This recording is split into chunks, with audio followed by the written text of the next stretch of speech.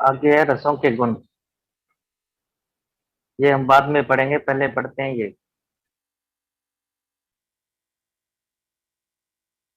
तो ये तीन बताए भी।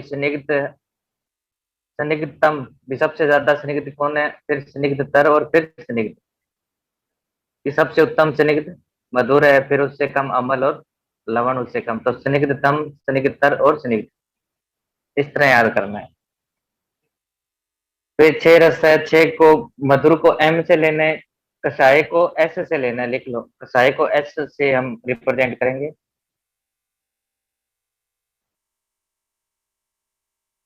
और लवण को एल से करेंगे, तिक्त को टी से करेंगे, अमल को ए से करेंगे। तो कसाई को, क्योंकि कटु और कसाई दोनों के पर है ना, तो के कटु, और कसाई को एस से रिप्रेजेंट करेंगे। तो स्निग्ध का क्या होगा, सबसे ज्यादा मधुर है, उससे कम अमल, फिर लवण। तो स्निग्धतम हुआ मधुर, उसके बाद अमल, और अवर क्या है, लवण, स्निग्ध। तो इसको याद करेंगे हम, एम ए एल, माल। तो स्निग्ध मतलब कहते हैं चिकना माल, लड़के तो उस हिसाब से स्निग्ध को याद करना है, माल, एम ए एल। स्निग्ध से चिकना भी, चिकना माल। तो प्रधान हो गया मधुर, अमल, ए से अमल, एल से लवण। फिर है रुक्ष। रुक्ष सबसे प्रधानतम क्या है, कषाय। उसके बाद है कटु, फिर है तिक्त। तो कुछ भी हम पदार्थ रुक्ष होता है वो सख्त होता है। सख्त मतलब हार्ड। तो सख्त कैसे बनेगा, कषाय एस से रिप्रेजेंट करेंगे, एस, के से कटु, टी से तिक्त, तो सख्त। तो रुक्ष कोई पदार्थ है तो सख्त होगा। उसके बाद है गुरु। गुरु प्रधानतम क्या है, मधुर, और प्रधानतर कषाय, और प्रधान लवण। तो इसको कैसे याद करेंगे, एम एस एल, मसल। जैसे कोई गुरु है, भारी पदार्थ है, वो किसी पर अगर पड़ जाए तो मसल देता है, तो मसल, एम एस एल। एम से मधुर, स से कसाय, एस से कसाय, ल से लवण, एल से लवण, तो मसल। उसके बाद है लघु। लघु है सबसे प्रधानतम है तिक्त, फिर प्रधानतर कटु, और प्रधान है अमल। तो ये अमल कर लो, लवण की जगह अमल आएगा। तो तिक्त, तिक्त, कटु और अमल। तो इसका क्या फार्मूला बनेगा, टी के ए, टका। तो लघु कोई हल्की चीज होती है, जैसे टके की कीमत कह देते हैं, टका, 1 टका कीमत है। तो लघु हल्का होता है, 1 टका। तो टी के ए, तिक्त, कटु, अमल। फिर है शीत। शीत ऋतु में जो प्रधानतम शीत है वो है मधुर रस, प्रधानतर शीत कषाय, और प्रधान शीत तिक्त। तो इसको कैसे याद करने, कषाय को एस से रिप्रेजेंट करना आपको बताए, तो शीत मस्त, एम एस टी, मस्त बनेगा। कि शीत ऋतु में खा पी के मस्त रहना चाहिए, तो मस्त, शीत ऋतु मस्त। अ, तो जो शीत गुण है वो मस्त, प्रधानतम मधुर है, प्रधानतर कषाय, और प्रधान तिक्त। तो शीत का बनेगा एम एस टी, मस्त। फिर है उष्ण। उष्ण का प्रधानतम, उष्ण गुण किसमें होता है, लवण में, प्रधानतर अमल में, और प्रधान कटु। तो ये तीन है जो उष्ण गुण वाले हैं। तो इसका फार्मूला बनेगा एल ए के, मतलब लाख, लाख बोलना है इसको। कि अगर लाख रुपए जेब में हो तो गर्मी आ जाती है, गर्मी मतलब उष्ण, भी लाख रुपए की गर्मी, गर्मी से उष्ण, एल ए के लाख, और उष्ण, इस तरह याद करना है। फिर अब ऊपर आ जाओ। ऊपर जो मधुर रस है, इसमें कौन कौन से गुण है, नीचे वाले से फार्मूला से याद रखना भी, तीन गुण कौन कौन से इसमें, गुरु है, शीत है, और स्निग्ध है। फिर अम्ल है, अम्ल में कौन कौन से, लघु, उष्ण और स्निग्ध। तो पहले तीन स्निग्ध है, लास्ट वाले तीन रुक्ष है। मेन याद करने गुरु और उष्ण और शीत। तो गुरु, लघु, उष्ण, शीत, ये याद करने। स्निग्ध रुक्ष तो क्लियर हो गए, पहले तीन स्निग्ध है, लास्ट वाले तीन रुक्ष है। और शीत वीर्य भी बिल्कुल जैसे पित्त शामक कौन कौन से रस होते हैं, मधुर, तिक्त, कषाय। तो मधुर तिक्त कषाय तीनों होते हैं पित्त शामक रस, तो मधुर तिक्त कषाय क्या है, शीत है। बाकी तीन बचे वो उष्ण है। फिर रहा गुरु। गुरु है मधुर लवण और कषाय। मधुर लवण क्या है, कषाय, बाकी क्या है लघु। तो इस तरह याद करने हैं। स्निग्ध कौन से, पहले तीन स्निग्ध है, लास्ट वाले तीन रुक्ष है। शीत कौन से है, मधुर तिक्त कषाय जो पित्त शामक रस है वो शीत है, बाकी तीन उष्ण है। और गुरु मधुर लवण और कषाय। और नीचे भी हमने गुरु पढ़ा है, गुरु होता है वो मसल देता है, तो मधुर कषाय लवण MSL। तो उससे याद करना है भी गुरु तीन ये है। तो ये हो गए। उसके बाद है नियम। ये नियम क्या बताएं कि अगर कोई द्रव्य है उसका रस मधुर है, विपाक भी मधुर है, तो वो आमतौर पर शीत विरही होता है। और जिसका द्रव्य का रस भी अम्ल या कटु है और विपाक भी अम्ल या कटु होगा, तो वो उष्ण विरह होगा। यह आमतौर पर ज्यादातर द्रव्यों पर यही लागू होता है। लेकिन अपवाद क्या है, यहाँ पे अपवाद दिए हैं तीन। ये जो जलीय तथा अनुपमास रस है उनका रस मधुर रस होता है, किंतु वो उष्ण विरह है। तो ये अपवाद याद रखना आपने। सेंधव लवण है, उसका लवण रस है, उष्ण वीर्य होना चाहिए, लेकिन ये शीत वीर्य होता है सेंधव लवण।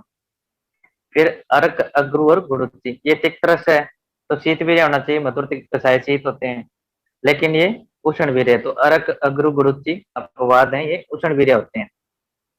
तो ये पांचों आपने याद रखने, जलीय, अरूपमास, सेंधव लवण और अर्क अग्रु और गुरुत्ति। तो इनके वीर्य इनकी प्रॉपर्टी से अलग है। उसके बाद है विपाक। विपाक यहाँ बताया कि कटु तिक्त कषाय रस वालों का विपाक आमतौर पर कटु होगा। अम्ल रस का विपाक अम्ल होगा। तीन तरह के विपाक होते हैं, मधुर, अम्ल, कटु। और मधुर और लवण रस का विपाक मधुर होगा। उसके बाद बताया कि कटु कषाय रस का विपाक कटु है। करक गुण क्रम क्या है, बद्ध, विण, मूत्र, मल, शुक्र नाशम और वातल।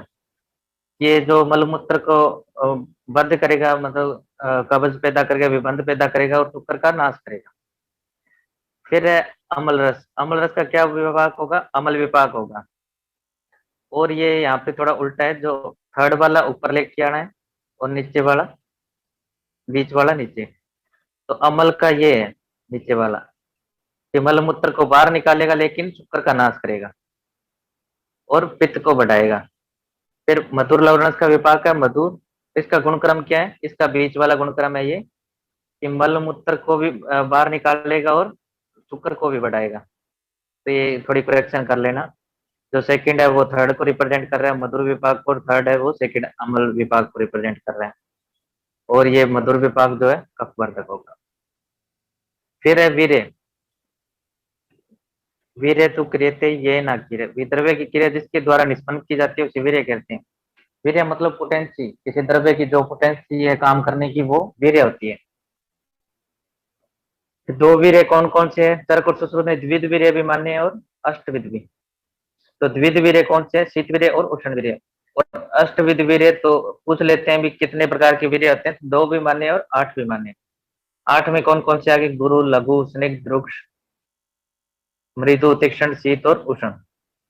और चारे सुश्रुत का ये याद रखना कि गुरु लघु की जगह इन्होंने विशद और पिछल माना है। तो ये दो और आठ वीर्य तर्क सुश्रुत दोनों ने माने। दो में आगे शीत वीर्य और उष्ण वीर्य, आठ में गुरु, लघु, स्निग्ध, रुक्ष, मृदु, तीक्ष्ण, शीत, उष्ण। और चारे सुश्रुत ने गुरु लघु को विशद और पिछल मान लिया। फिर आगे ये बताया गया कि वीर्य का पता कैसे चलेगा। ये लिखा कि रस निपात्य द्रव्य नाम, कि जब जीभ के हमारे जब द्रव्य टच होता है वहां पर गिरता है तो उससे रस का ज्ञान हो जाता है हमें। उसके बाद है विपाक कर्म निष्ठा, कि विपाक का ज्ञान कर्म की समाप्ति पे होता है। जैसे खाना पूरा पच जाएगा उसके बाद उसका विपाक का पता चलेगा। फिर यावत वीर्य क्या है, इसका निपात और अधिवास दोनों से पता चलता है। निपात मतलब जीभ पर टच होने से वीर्य का पता चलेगा और अंदर जाने से, अंदर रहने से भी। तो वीर्य का ज्ञान दोनों चीजों से होगा। तो रस का ज्ञान तो जब द्रव्य जीभ के साथ स्पर्श करेगा तब होगा। विपाक का ज्ञान जब डाइजेशन का प्रोसेस पूरा कंप्लीट हो जाएगा तब। लेकिन वीर्य जो जीभ पर पड़ने पर जब पेट में पड़ा है खाना, जब डाइजेस्ट हो रहा है तब भी पता चलेगा। दोनों निपात और अधिवास दोनों से पता चलता है। तो ये भी क्वेश्चन आ जाता है कि वीर्य का ज्ञान कैसे होता है, तो निपात और अधिवास से। निपात मतलब जीभ पर भोजन रखना, गिरना, और अधिवास मतलब शरीर के अंदर होना। तो निपात है शरीर के साथ संयोग होना, मतलब संयोग मतलब जीभ के साथ ही संयोग होना। तो जैसे एग्जाम्पल दिया मृत के उष्ण वीर्य का ज्ञान, और अधिवास के जब तक शरीर में वह द्रव्य रहे। तो मृत की तीक्ष्णता और दीपनता का ज्ञान अधिवास से होता रहता है। तो जितने टाइम तक मृत शरीर में अंदर रहेगी वो अपने उष्ण वीर्य का आभास करवाती रहेगी। तो इसका ज्ञान दोनों से होता है।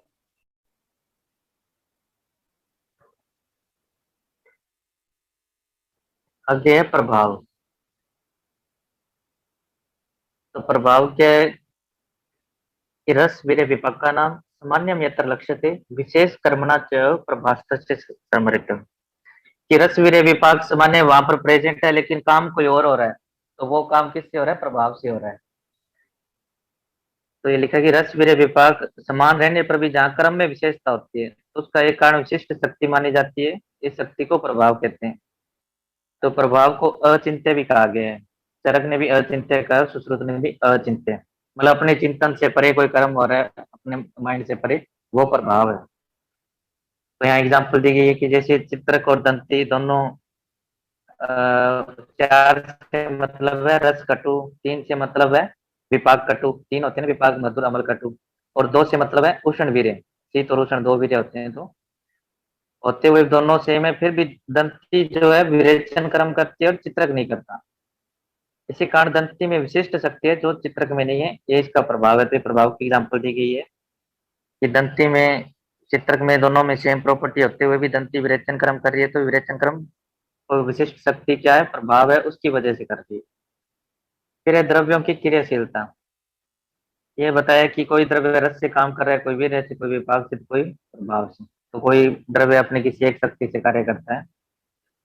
फिर है रस आदि का नहीं शक्ति, बल्कि रस से विपाक श्रेष्ठ है, विपाक से वीर्य, वीर्य से प्रभाव।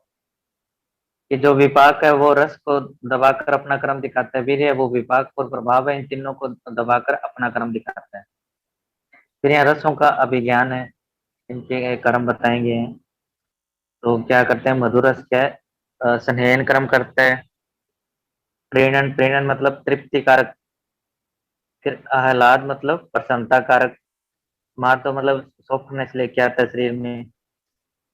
फिर है उपलब्ध है, मार्दव उपलब्ध है भी, ये तीनों इसके कर्म है। उपलब्ध है मतलब।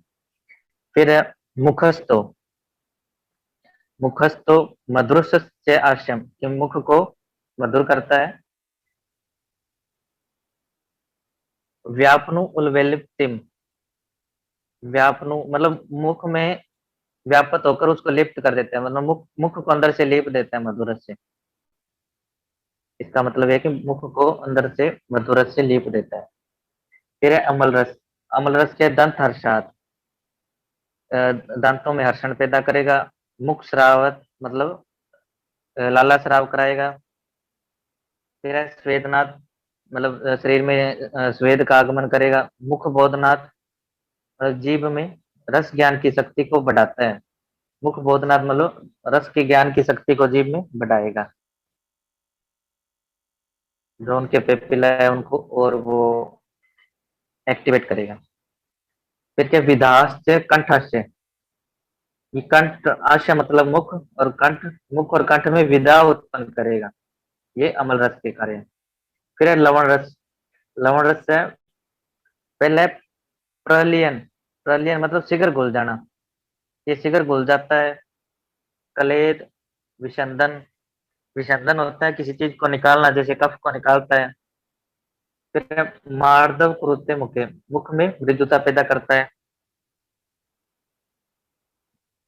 फिर है यह शीघ्र लवणों जैसे विधान मुखस्य, ये सिर्फ मुख में विदा करता है। तो अगर मुख और कंठ दोनों में विदा पूछे तो अमल रस है। विधान मुखस्य, अकेले मुख में विदा लवण रस है। तो ये इंपॉर्टेंट है दोनों।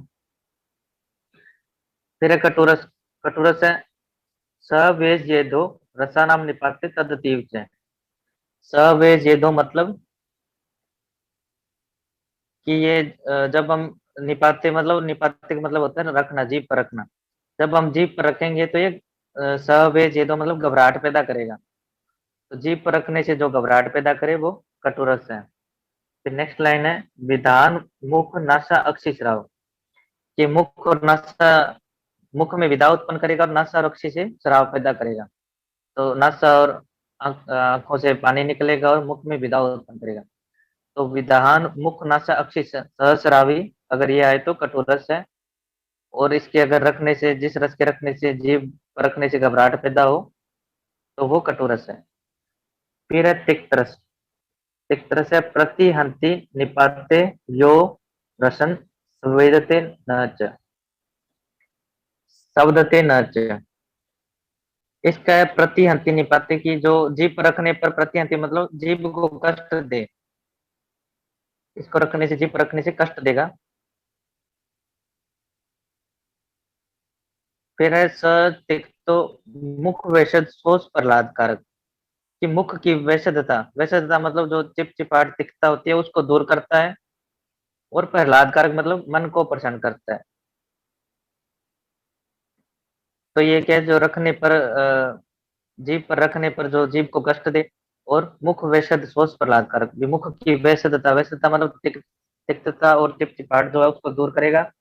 प्रहलाद कारक मतलब प्रसन्नता कारक होगा, तो ये तिक्त रस का कार्य है। फिर है कषाय रस। कषाय रस क्या है, वैशद स्तंभ जाड्यो।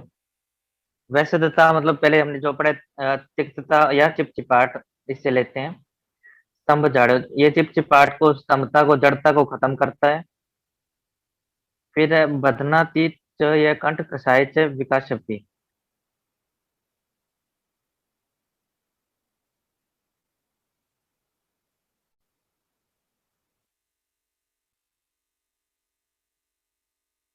बदनातीत च या कंठ, की कंठ को बांध देता है। जैसे हम आंवला वगैरह खाते हैं तो इसे लगता है भी कंठ रुक गया है, भी कंठ बंध चुका है, तो कंठ को बांध देता है।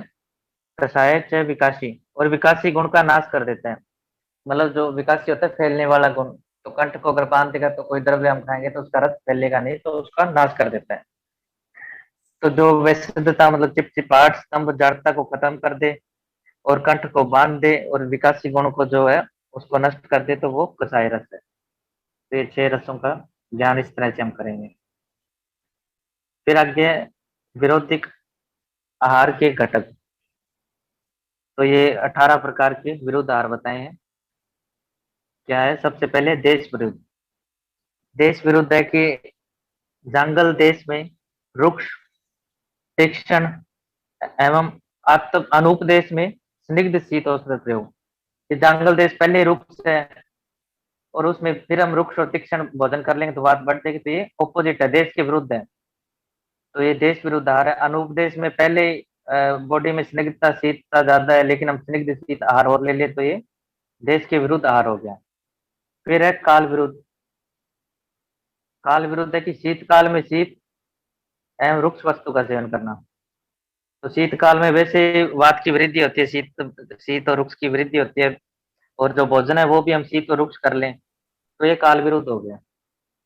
फिर है अग्नि विरुद्ध। अग्नि विरुद्ध है कि मंद अग्नि वाले व्यक्ति को गरिष्ठ मतलब गुरु आहार दे देना। तो ये अग्नि विरुद्ध हो गया, क्योंकि जो मंद अग्नि है उसको ज्यादा गुरु आहार नहीं दे सकते हम। फिर है मात्रा विरुद्ध। मात्रा विरुद्ध आ गया मधु और जो सर्पी है वो मधु और घृत समान मात्रा में लेना, ये है मात्रा विरुद्ध। तो समान मात्रा में विष के समान बताया गया, तो ये मात्रा विरुद्ध है। तो ये एग्जाम्पल रखनी है, एग्जाम्पल भी पूछ सकते हैं कि मधुर और घृत समान मात्रा में लेना कौन सा विरुद्ध है, तो ये मात्रा विरुद्ध है। फिर है सातम्य विरुद्ध।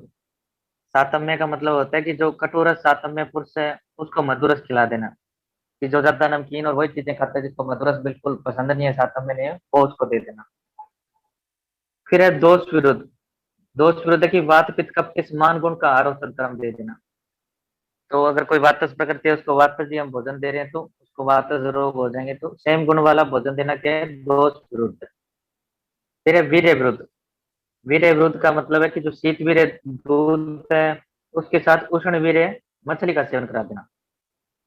तो शीत वीर्य और उष्ण वीर्य दोनों जो खाने वाली वस्तु है उनका इकट्ठे सेवन करा देना क्या है, वीर्य विरुद्ध। तो दूध और मछली इसका एग्जाम्पल है।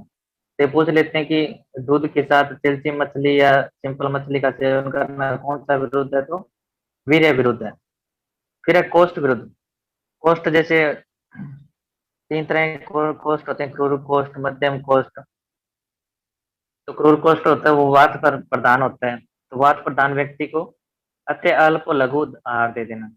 तो उसको ज्यादा कम और लघु आहार दे देंगे तो उसका वात पहले ही वातज कोष्ठ है और वात बढ़ जाएगी। तो ये कोष्ठ विरुद्ध। फिर है संस्कार विरुद्ध। संस्कार होता है किस तरह हम पकाते हैं। तो संस्कार जैसे यहाँ का संस्कार विरुद्ध क्या होगा। अरंड की लकड़ी की सींग पर भुना हुआ मोर का मांस। तो मोर का मांस और अरंड की लकड़ी पर भूनकर नहीं बनाया जाता, तो ये संस्कार विरुद्ध है। फिर है परिहार विरुद्ध। तो परिहार विरुद्ध क्या, वराह आदि का मांस का सेवन करके फिर उष्ण वस्तु का सेवन करना। तो ये वराह इनका सेवन करने के बाद शीत वस्तुओं का सेवन करना चाहिए, लेकिन उष्ण वस्तुओं का सेवन करना क्या है, परिहार विरुद्ध है। तो इसका भी पूछ लेते हैं कि वराह आदि का मांस सेवन करने के बाद उष्ण वस्तुओं का सेवन करना कौन सा विरुद्ध है, तो परिहार विरुद्ध है। ऑप्शन में संस्कार विरुद्ध, परिहार विरुद्ध ये लिख देते हैं, तो ये परिहार विरुद्ध है। अरंड की लकड़ी पर भुना हुआ मोर का मांस ये संस्कार विरुद्ध है। फिर है अवस्था विरुद्ध। अवस्था मतलब जो शरीर की अवस्था है उससे ऑपोजिट आहार दे देना, जैसे प्रमेय, निद्रालु, आलसी व्यक्ति को कफ प्रकोप की आहार दे देना। तो पहले उसका कफ प्रकोपित है उसको कफ प्रकोपित आहार और दे देना। फिर है कर्म विरुद्ध। कर्म होता है जो हमारा डेली रूटीन है, तो जैसे बिना मल मूत्र त्याग के या फिर बिना भूख के भोजन दे देना। तो ये कर्म विरुद्ध है, रूटीन के विरुद्ध है। फिर है उपचार विरुद्ध। उपचार ट्रीटमेंट के विरुद्ध है, जैसे घृत आदि स्नेह को पीकर शीतल आहार से जल दे देना। किसी को स्नेह पान कराया तो उसको हमने स्नेह अध्याय में पढ़ा था कि अनुपान उष्ण जल होता है। तो इसमें क्या है, शीतल आहार या औषध दे देना, तो ये उपचार विरुद्ध हो जाएगा। फिर है पाक विरुद्ध। पाक विरुद्ध सिंपल है कि अर्ध पकव या अपकव भात आदि का सेवन करना। फिर है संयोग विरुद्ध। तो गुड़ के साथ मकोए खाना या अम्ल पदार्थों के साथ दूध खाना, जैसे मैंगो शेक वगैरह, ये सब जो है संयोग विरुद्ध में आते हैं। तो कोई भी शेक है, बनाना शेक हो, मैंगो शेक हो, सब संयोग विरुद्ध में आते हैं। तो गुड़ के साथ मकोए खाना और अम्ल पदार्थों के साथ दूध खाना कौन सा विरुद्ध है, संयोग विरुद्ध। फिर है हृदय विरुद्ध। ऐसा आहार जो मन को प्रिय है पसंद ना हो वो है हृदय विरुद्ध। फिर संपद विरुद्ध, मतलब कच्चा या सड़ा संपन्न ना हो कोई भी फ्रूट जो हम खा रहे हैं या आहार खा रहे हैं। तो कच्चा या सड़ा हुआ फल या आहार का सेवन करना क्या है, संपत्ति विरुद्ध। फिर है विधि विरुद्ध। आहार विधि विशेषासनों के नियम के विरुद्ध भोजन करना। ये 8 नियम है, ये आगे विमान स्थान में पढ़ेंगे। तो राशि काल ये इस तरह के 8 होंगे, तो इनके विरुद्ध करना। फिर आगे बताया गया कि मछली और दूध एक साथ नहीं खाने चाहिए, क्योंकि दोनों क्रमश उष्ण और शीत वीर्य होने से विरुद्ध वीर्य होते हैं। तो दोनों नहीं खाना चाहिए। यात्री ने कहा कि सभी प्रकार की मछलियां बोली यात्री ने, लेकिन भद्रका पे क्या कहते हैं भी, अकेली चिलची मछली है जो दूध के साथ नहीं खानी चाहिए। तो अगर भद्रका पे अकॉर्डिंग पूछे तो चिलची मछली, और आत्रेय तो कह रहे हैं सभी प्रकार की मछलियां जो है वर्जित है दूध के साथ। फिर है कपोत मांस को मधु और दूध के साथ नहीं खाना चाहिए। कपोत मतलब कबूतर के मांस को मधु और दूध के साथ नहीं खाना चाहिए। फिर ये यहाँ पे सारे सुश्रुत के अकॉर्डिंग दिया हुआ है कि मूली, लहसुन, आम, सहजन, अदरक होगा, ये अदरक, सुरसा आदि खाकर दूध का सेवन नहीं करना चाहिए। मूली, आम, जामुन, खरबूज, गोद और शुक्रमास खाकर दूध का सेवन नहीं करना चाहिए। कि दूध के साथ ऐसी चीजें जो उष्ण वीर्य वाली है और खट्टी है वो नहीं खानी चाहिए, मोटा मोटा ये है इसका।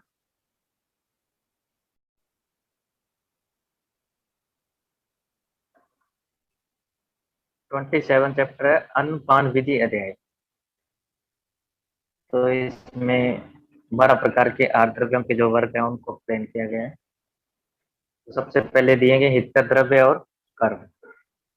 तो मेन मेन जो द्रव्य है हितकर जो बॉडी के लिए, उसके मेन मेन कर्म बताए गए हैं। तो सबसे पहले है जल, जिसको उदक का है, उदकम कलेदयति। तो जो उदक है वो शरीर में कलेद उत्पन्न करेगा।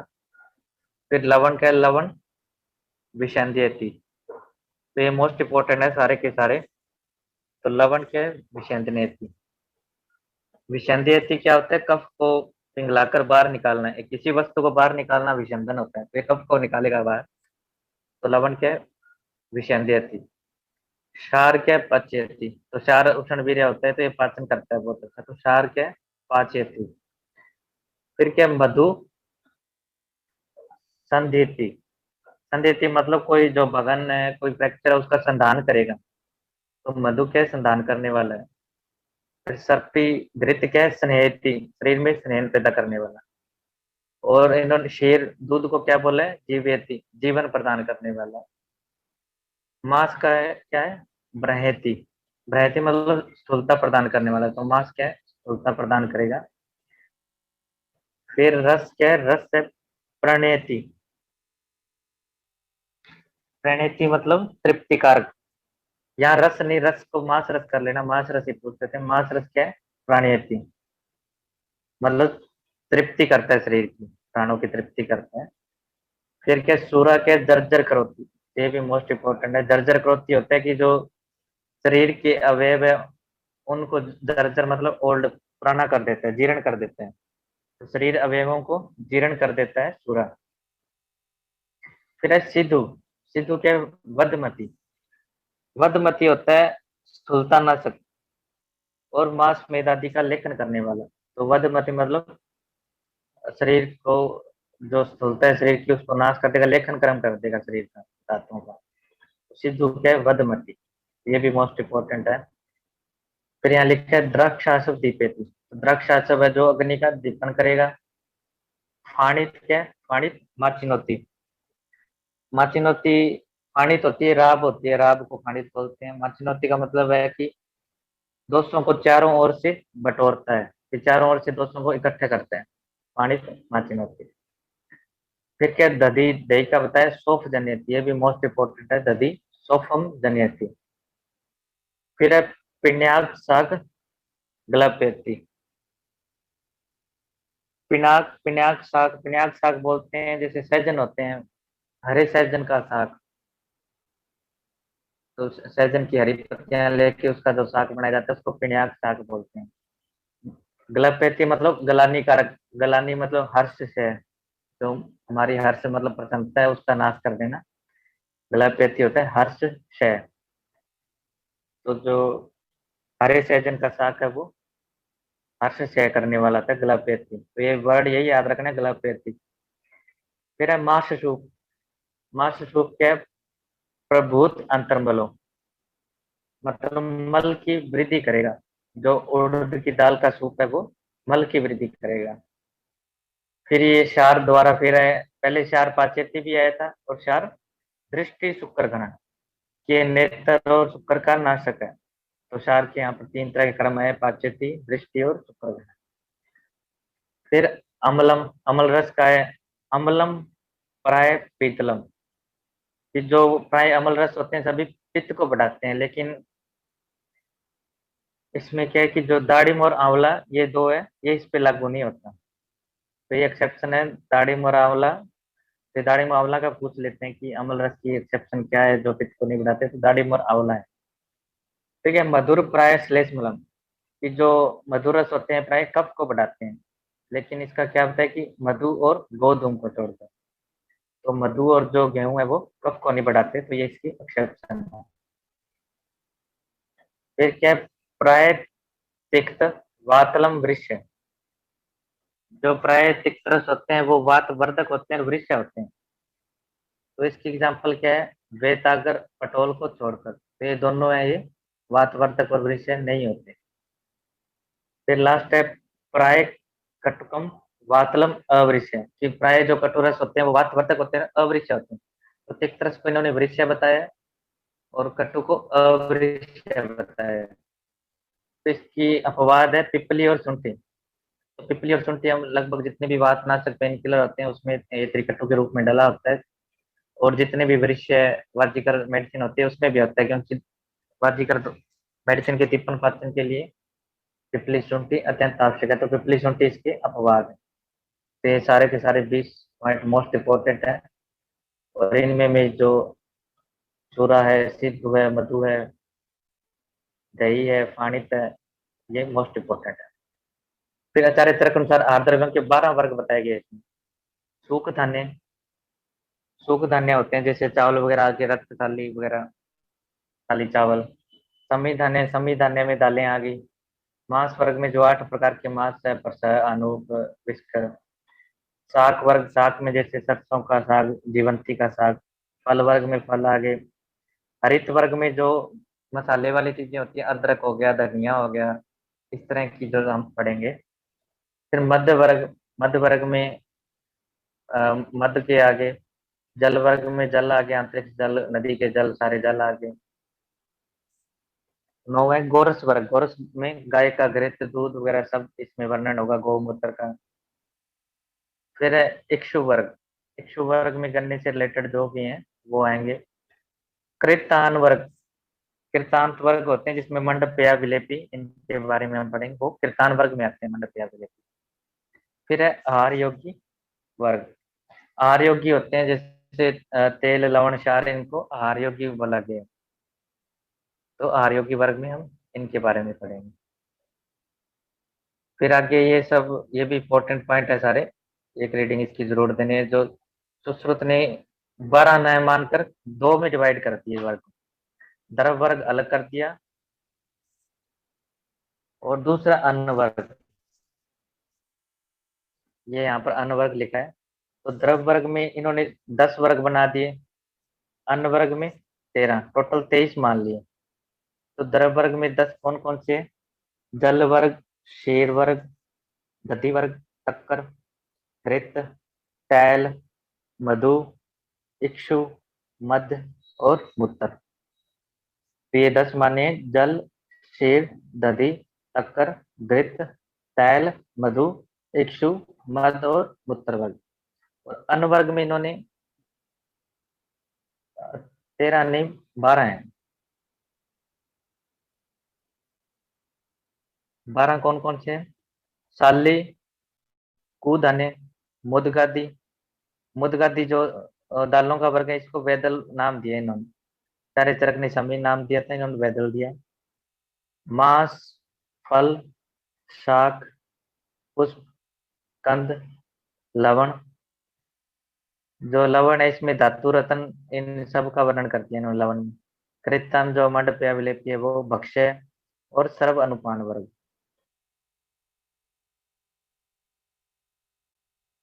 तो ये टोटल 12 है। फिर है अष्टांग संग्रह, अष्टांग संग्रह ने किस तरह माने? आहार द्रव्यों के 12 वर्ग बताए और इसको दो में डिवाइड कर दिया, द्रव द्रव्य छे, अन्न अन्न वर्ग छे। तो द्रव में इन्होंने जल, क्षीर, इक्षु, तैल, मध्य और मूत्र वर्ग माना है।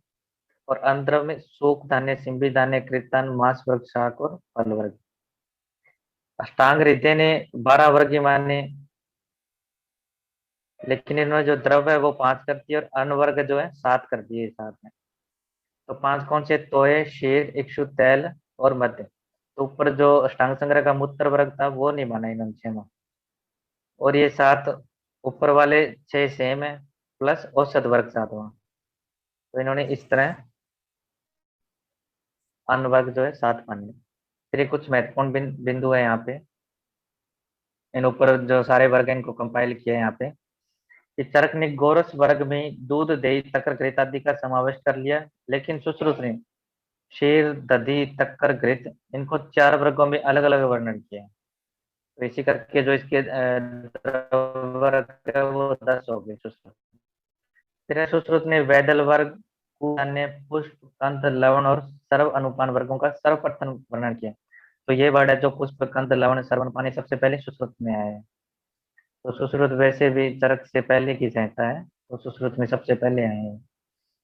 फिर सर्वप्रथम सुश्रुत संहिता में लवण वर्ग में धातु एवं रत्नों का चिकित्सा प्रयोग का वर्णन है। तो ये कई बार पूछ लेते हैं लवण वर्ग में किस किस का उल्लेख है, तो धातु रत्नों का भी लवण वर्ग में उल्लेख किया सारे सुश्रुत में। फिर अष्टांग हृदय में द्रव वर्ग में मूत्र वर्ग का उल्लेख नहीं, किंतु अष्टांग संग्रह में मूत्र वर्ग है, ये हमने ऊपर देख लिया कि 6वां मूत्र वर्ग अष्टांग हृदय ने नहीं माना। फिर है औसत वर्ग जो है अष्टांग हृदय की देन है। तो ये पूछ लेते हैं कि औसत वर्ग कौन से चार ने वर्णन किया, तो अष्टांग हृदय ने किया, ये 7वां जो अनद्रव्य में है। और औसत वर्ग में लवण, क्षार, त्रिफला, पंचकोल, पंचमूल की औषधियों का वर्णन किया है। फिर है चरक और वाग्भट दोनों ने मधु वर्ग का समावेश इक्षु वर्ग में किया है। तो चरक और जो वाग्भट ने इन्होंने मधु वर्ग माना ही नहीं, इसको इक्षु वर्ग में एक्सप्लेन कर दिया, और सुश्रुत ने मधु वर्ग अलग से माना। फिर क्या, मूंग, कलाय, मसूर, हरेणु आदि को सभी समी धान्य वर्ग की तरह सुश्रु ने वैदल कहा है। तो समी धान्य को वैदल कहा है, ये आपको ऊपर हमने यहाँ पे बताया था कि वैदल वर्ड यूज किया है इन्होंने।